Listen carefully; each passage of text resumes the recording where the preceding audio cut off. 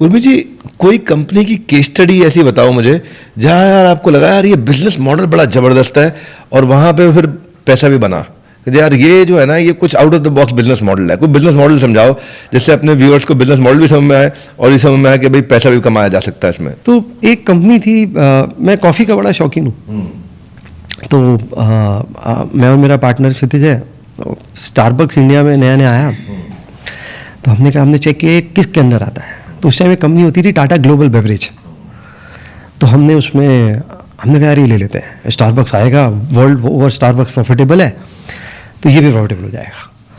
अब मज़े की बात ये वो आज तक प्रॉफिटेबल नहीं हुआ, बट वो शेयर 11 गुना हो गया। रीज़न क्या हुआ, सुनील डिसूजा जी आए, वर्लपूल से ज्वाइन कर गए।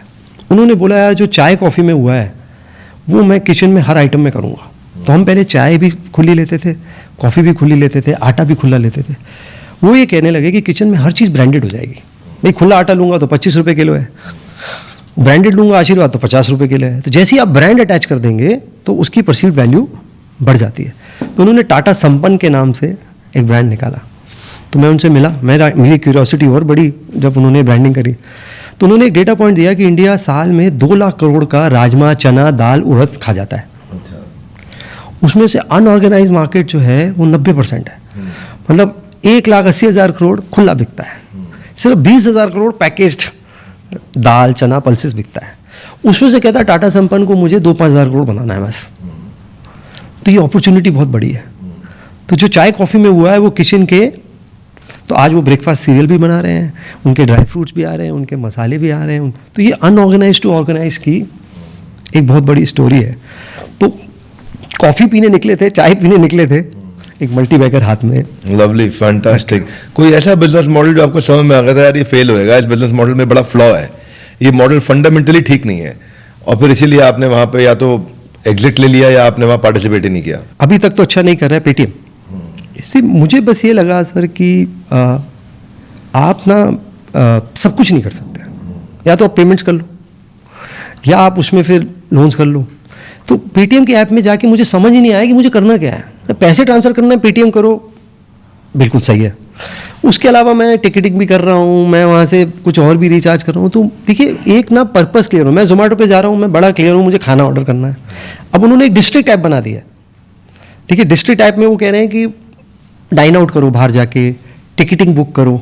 आज आप देखिए फेसबुक ने अपनी कंपनी का नाम मेटा क्यों रखा?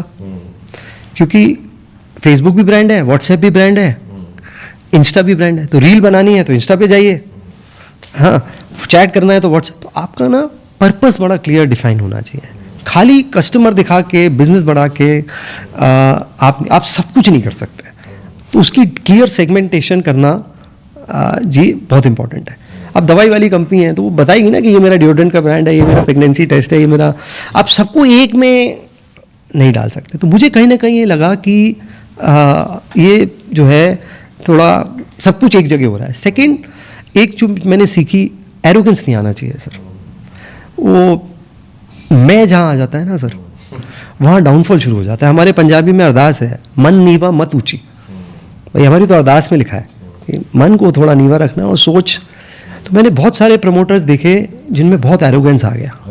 विजय शेखर जी में भी आया, अब थोड़ा सुधार है, तो अब थोड़ा सा कंपनी भी वापस आ रहा है। और बहुत कंपनीज में आया। एशियन पेंट्स को लगता था कि हम डिसमिस कर देते थे कि ऐसा बिरला आएगा, जिंदल आएगा। देखिए सर कितनी अच्छी कंपनी है, कंपटीशन आया तो अब तो कभी भी किसी को छोटा मत आके एरोगेंस मत लाइए बिजनेस में। ठीक है, बहुत सारे 2 व्हीलर कंपनीज थे, वो कहते थे ये न्यू एज कंपनीज क्या करेंगी इलेक्ट्रिक में, इनको तो हम ब्रेकफास्ट में ओट्स की तरह खा जाएंगे।